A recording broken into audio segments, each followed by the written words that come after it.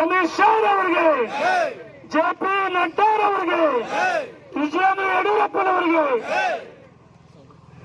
ಪ್ರತಿಭಟನಾ ಸಭೆಯಲ್ಲಿ ಭಾಗವಹಿಸಿದ ಮಂಡಲ ಅಧ್ಯಕ್ಷರಾದ ಸುರೇಶ್ ಅವರೇ, ಜಿಲ್ಲೆಯ ಅಧ್ಯಕ್ಷರು, ಕ್ರಿಯಾಶೀಲರಾಗಿ ಪಕ್ಷವನ್ನು ಸಂಘಟನೆ ಮಾಡುತ್ತಿದ್ದಂತ ರಾಜಶೇಖರ್ ನಾಗಪ್ಪನವರೇ, ನಮ್ಮ ತಾಲೂಕಿನ ಪ್ರಭಾರಿಗಳು, ಜಿಲ್ಲಾ ಪ್ರಧಾನ ಕಾರ್ಯದರ್ಶಿಗಳು ಮತ್ತು ಸದಸ್ಯತ್ವ ಅಭಿಯಾನದ ಸಂಚಾಲಕರಾದ ಕಡ್ಲೆಬಾಳ್ ಧನಂಜಯರವರೇ,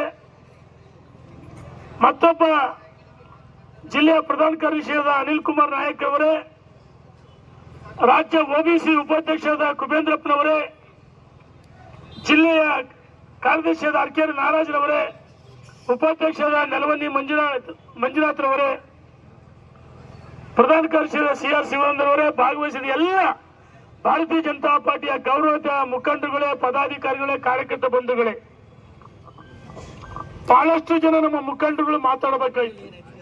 ನಮ್ಮ ಪುರಸಭಾ ಸದಸ್ಯಗಳಾದರೆ, ಕಸಬಾ ಸೊಸೈಟಿ ಅಧ್ಯಕ್ಷರೇ, ಬಹಳಷ್ಟು ಜನ ಮಾತಾಡಬೇಕಾಯ್ತು. ಯಾಕಂದ್ರೆ ಬೆಳಗ್ಗೆ 10:30ಯಿಂದ ಪ್ರವಾಸ ನಿರ್ಧಾರ ಪ್ರತಿಭಟನೆ ಹೊರಟಿದ್ವಿ.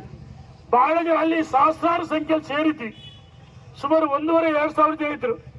ಇವತ್ತು ಶಿವಮೊಗ್ಗದಲ್ಲಿ ಹಿಂದೂ ಮಹಾಸಭಾ ಗಣಪತಿ ಮೆರವಣಿಗೆ ಇದೆ. ಹಾಗಾಗಿ ಬಹಳಷ್ಟು ಹಳ್ಳಿಗಳು ಹೇಳ್ತಿದ್ರು, ಅಲ್ಲಿಂದ ನಮ್ಮ ಯುವಕರು ಹೊರಟೋಗಿದ್ದಾರೆ. ಇವತ್ತಿನ ಹೋರಾಟ ಇದು ಆರಂಭ ಆರಂಭ ಆರಂಭ. ಹೊನ್ನಾಳಿ ನ್ಯಾಮತಿ ಅವಳಿ ತಾಲೂಕು ಭಾರತೀಯ ಜನತಾ ಪಾರ್ಟಿ ಸಂಘಟನೆಯಲ್ಲಿ ಮಜಬೂತಿದೆ, ಬಲಿಷ್ಠವಾಗಿದೆ. ಇಂದು ನಮ್ಮೆಲ್ಲರ ನೆಚ್ಚಿನ ಪ್ರಧಾನಮಂತ್ರಿಗಳಾದ ನರೇಂದ್ರ ಮೋದಿ ಅವರ ಹುಟ್ಟು ಹಬ್ಬ ಇದೆ, ಹೌದಾನೆ? ಹುಟ್ಟು ಹಬ್ಬಕ್ಕೆ ನಾವೆಲ್ಲರೂ ಒಂದ್ಸರಿ ಗೌರವ ಕೊಡ್ಬೇಕು. 2 ಕೈ ಎತ್ತೇಳ್ರಿ. ನರೇಂದ್ರ ಮೋದಿ ಅವರ ಹುಟ್ಟು ಹಬ್ಬಕ್ಕೆ ಶುಭಾಶಯಗಳು. ಇಲ್ಲಿಂದಲೇ ರೈತನಿ ಪಾಪ, ರೈತನ ಮಕ್ಕಳು ಟೋಪಿ ಹಾಕ್ಬಿಟ್ರಿ. ನಿಮ್ ಸರ್ಕಾರ ಇರುತ್ತಂತ ಗ್ಯಾರಂಟಿ ಇಲ್ಲ.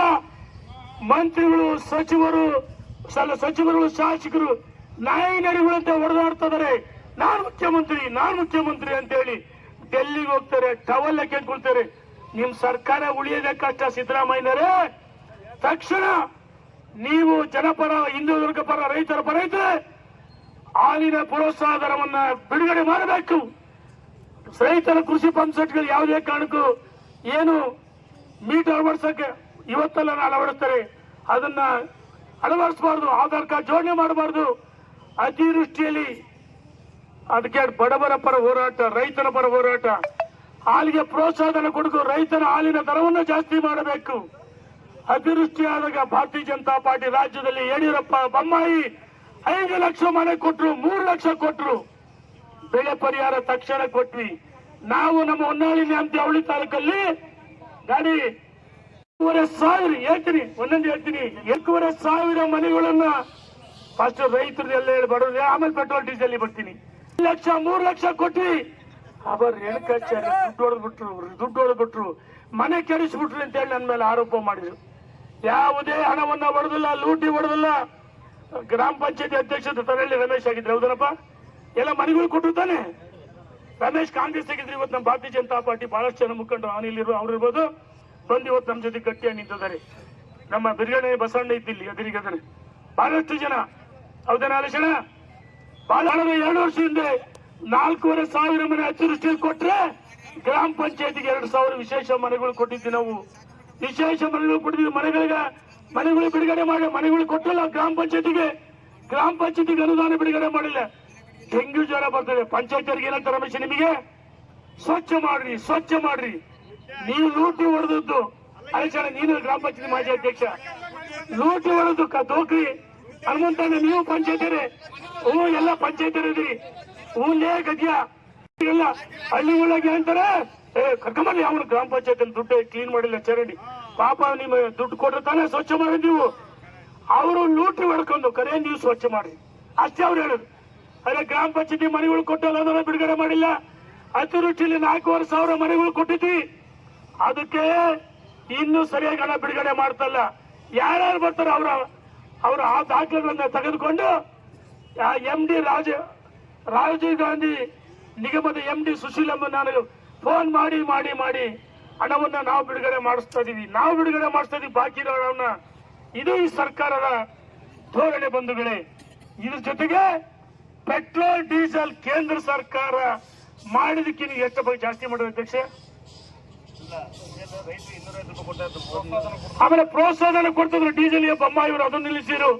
ಪೆಟ್ರೋಲ್ ಡೀಸೆಲ್ ದರ ಜಾಸ್ತಿ ಮಾಡಿದೆ ಕೇಂದ್ರ ಸರ್ಕಾರ, ಒಂಥರ ಮಾಡಿದ್ರು ಇವರು. ಪೆಟ್ರೋಲ್ಗೆ ₹3.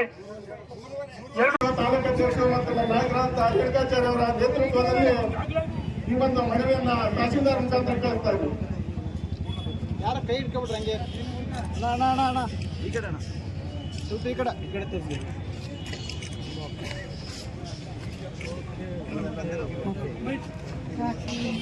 ತಪ್ಪದು ಹಿಂದಕ್ಕೆ ನಿಂತ್ಕೋಬೇಕಲ್ಲ,